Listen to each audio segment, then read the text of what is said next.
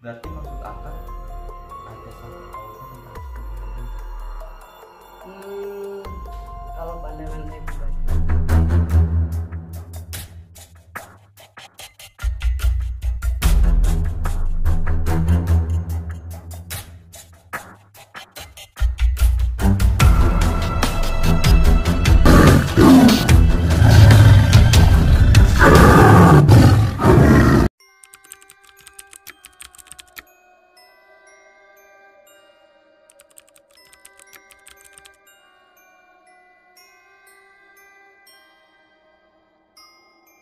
di Desa Namanjaya, Kecamatan Salapian, Kabupaten Langkat, Sumatera Utara, sementara ditutup polisi. Penutupan posko dilakukan atas permintaan keluarga ketiga bocah yang hilang. Suasana posko yang selalu ramai pengunjung dinilai mengganggu proses pencarian. Kebanyakan warga datang ke posko hanya untuk berkumpul, bahkan sekedar untuk bersuah foto. Assalamualaikum warahmatullahi wabarakatuh. Hari ini Gerbang Gaib Channel mencoba untuk membahas lah tentang si 3 anak yang hilang ini di Langkat, Sumatera Utara ya. ya Sumatera Utara. Dari tanggal 18 Oktober mereka menghilang dan sampai saat ini belum ada kabar. Kira-kira udah satu bulan ya kan? Hampir satu bulan. Hampir 1 bulan. Menurut pendapat lo sendiri kan tentang si anak ini, apakah memang menghilangnya anak ini ada sangkut pautnya atau campur tangan dari hal gaib atau memang alam seperti longsornya tanah ataupun juga memang campur tangan manusia? Diculik atau apa gitu ya? Iya. Kalau pendapat saya pribadi, yang saya lihat ya, maksudnya saya tadi kan mencoba rogo sukmo ke daerah sana, dan alhamdulillah sedikit ada penglihatan di sana. Dan yang saya lihat dan saya pribadi itu ada campur tangan gaib. Berarti memang ada Diumpetin nah, lah. iya. Disembunyikan gitu. Ya betul. Jadi memang selama dari tanggal 18 Oktober itu ada campur tangan gaib yang menyembunyikan si anak ini. Ya benar. Nah kalau untuk menyembunyikan seperti itu kan ada nggak sih kan faktor-faktor kayak misalnya bukan cuma inilah kasus ya, Ya benar. banyak kasus-kasus yang entah di gunung hilang, Oh iya, pendaki gitu ya. pendaki gitu hilang seperti itu, dan nggak semua pendaki ya kan, Ya. hanya beberapa. Ada nggak sih kan faktor-faktor tersebut yang membuat si makhluk gaib membuat hal seperti itu gitu? Oh iya. Jadi yang saya tahu kenapa sih jin bisa sampai menyembunyikan atau menghilangkan manusia atau diambil ke alam mereka gitu ya. Ada 2 faktor. Yang pertama, jin itu suka, dan yang kedua, jin itu tidak suka. Dan jika jin itu suka, ya dia akan ditarik ke alamnya gitu kan. Nah tapi kalau seandainya dia tidak suka, dia ditarik, nanti akan mati. Berarti memang ada faktor juga seperti hanya mungkin dari pelaku ya kan?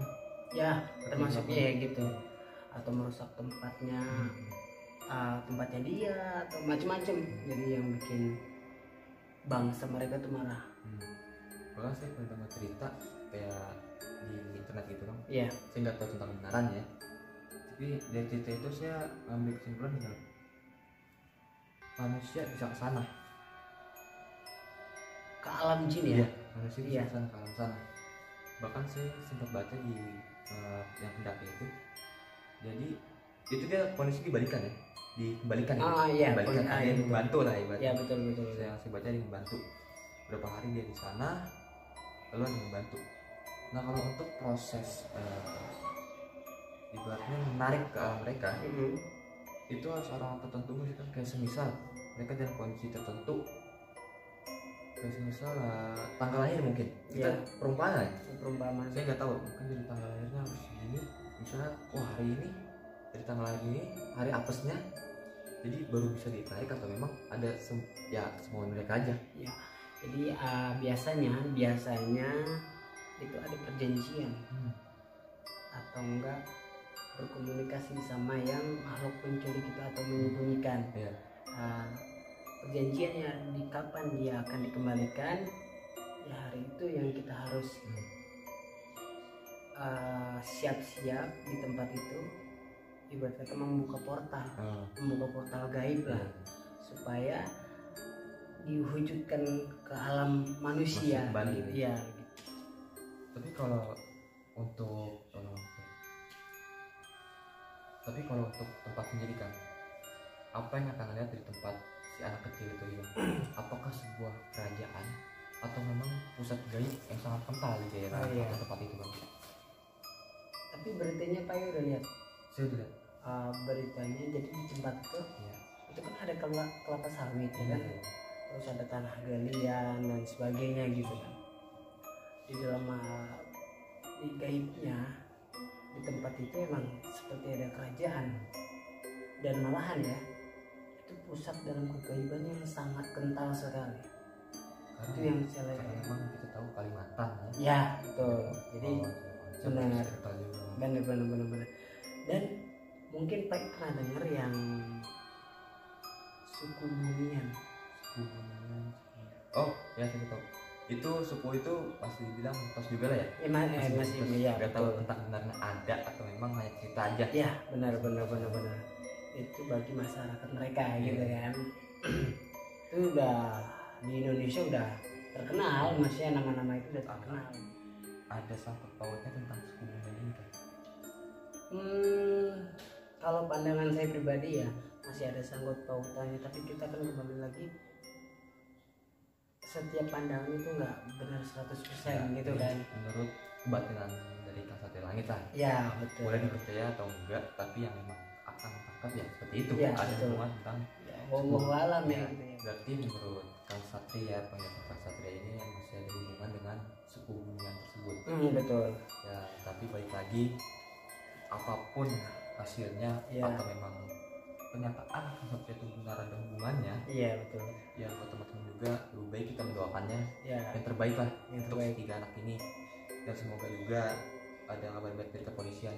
Ya, karena memang dari kepolisian dari tanggal 18 Oktober selalu berusaha keras untuk mencari tersebut. Ya, kita apresiasi juga dari kepolisian, dan semoga ada kabar baik dari tiga anak tersebut. Ya, amin. Dan untuk keluarga juga diberikan kesabaran dan juga kesehatan terus. Betul. Dan jangan lupa terus berdoa kepada Gusti Allah, semoga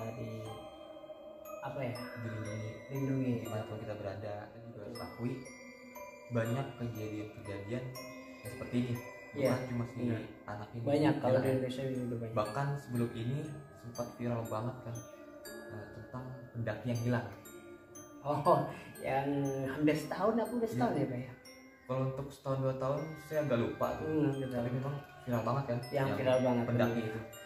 Sampai banyak supernatural yang langsung ke sana. Banyak banget tuh, di sorotan banget itu. Ya, bahkan masuk televisi segala macam. Ya benar. Ya tapi ini loh Pak. Pasti Pak pernah lihat yang saat mediumisasi di gunung. Iya kan? Yang mencoba mediumisasi menarik sukmanya untuk mengetahui di mana jasadnya gitu kan. Kita nggak boleh percaya 100% ke jin gitu loh, apalagi yang saat main mediumisasi kayak gitu. Soalnya pada hakikatnya jin itu suka menyesatkan. Iya.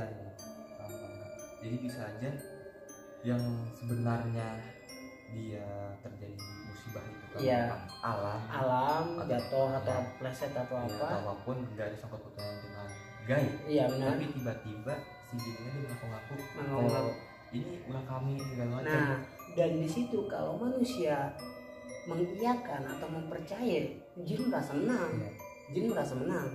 Apalagi manusia ditakut karena tersebut. Bener banget. Padahal yang kita takuti ya Tuhan. Allah Subhanahu wa Ta'ala. Bisa jadi apapun yang kita alami atau orang alami, jangan mentah-mentah kita tangkap ini gaib, ini jin. Nah itu. Jadi kita harus selidiki dulu apa segala macamnya. Bener banget. Jadi banyak bangsa Indonesia ya, bukannya di daerah Pulau Jawa aja, dikit-dikit gaib. Emang di Indonesia masih kental banget yang masalah untuk gaib itu, masih kental banget. Jadi ya wajar kalau masyarakat Indonesia masih kayak gitu. Tapi memang kita bukan bilang salah untuk percaya itu. Kita harus mempercayai karena memang di Al-Quran pun disebut Jin itu emang ada, memang betul jin itu ada. emang ada, kita harus percayakan itu, tapi bukan berarti juga mengagungkan, menghebatkan si jin itu. Apalagi itu benar. Tapi sebelum penutupan nih kan, Betul. ada satu pertanyaan yang gua masih awam kali Iya, ini. siap. Saat lu ngecek 3 anak hilang ataupun pendaki banyak yang lu cek dan lu bilang itu Rogo Sukmo namanya. Ya. Nah, tentang Rogo Sukmo ini ada nggak sih kan resiko atau bahaya tentang Rogo Sukmo ini, atau bahasa kerennya astral projection ya? Ya benar, astral projection. Jadi bahaya banget di situ baik kalau kita Rogo Sukmo itu, apalagi kita nggak dibentengin gitu. Mau bahas sekarang apa gimana? Kayaknya untuk di sesi gibahin kayak selanjutnya aja. Iya, siap. Jadi fokus ke Rogo Sukmo ini. Ya. Karena kayak seru juga nih kita ngebahas Rogo Sukmo. Siap. Oke, jadi untuk hari ini pembahasan hari ini cukup sampai di sini aja. Mohon maaf jika ada salah kata ataupun perilaku yang kurang berkenan. Saya Kai. Saya Satria Langit. Mohon maaf sebesar-besarnya dan assalamualaikum Assalamualaikum warahmatullahi wabarakatuh.